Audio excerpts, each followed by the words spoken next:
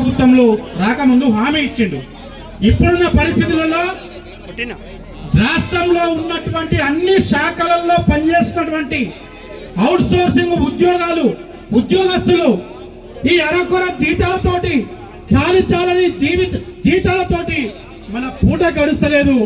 ఎవరు వచ్చి ఏ ఏజెన్సీ వచ్చి కొత్త ఆ శాఖల ఆ ఏజెన్సీల ద్వారా ఎప్పుడు ఉద్యోగాలు ఊడతాయో మనకు భయంతో మన యొక్క కనిపించిన పిల్లలకు మనం చదువులు చదివించుకోలేక జీతాలు చాలక బాధపడుతున్న సందర్భం. కాబట్టి ఉద్యోగస్తులారా, మీకు తెలంగాణ జనసమితి పార్టీ పక్షాన సంపూర్ణ మద్దతు తెలుపుతా ఉన్నాము.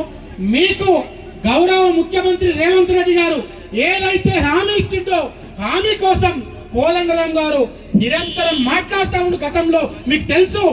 మళ్ళీ కూడా కంపల్సరీ రేవంత్ రెడ్డి గారికి ఈ సమస్యను తీసుకుపోయి సమస్య సాల్వ్ కోసం, పరిష్కారం కోసం తెలంగాణ జనసమితి పార్టీ పక్షాన మీరు చేసేటటువంటి కార్యక్రమాలలో రాబోయే రోజుల్లో సంపూర్ణ మద్దతు తెలుపుతాం. మేము కూడా పాల్గొంటాం.